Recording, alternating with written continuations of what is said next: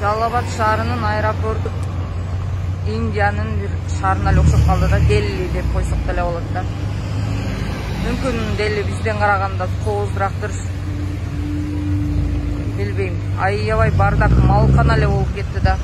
Кээ бир остановкасы жок, жолдун жээгинде бардыгы чыгып алышкан жолгочу.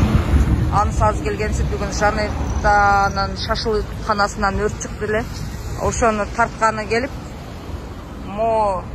билбейм. Ким деп аташты деле билбейм да. Машинаны тосуп туруп коюп бир жерибиз чыга албай отурабыз да. Кандай адамдар, кандай айдоочулар мен такыр түшүнбөйм. Сөз жок да бул. Тиги кишиники экен да. Байкем, эмне коесуз мондой кылып? Алып койбойсузбу? Биз канчадан бери күтүп турабыз? Чыга албай. Кандай 5 мүнөт болсо деле ойлонбойсузбу?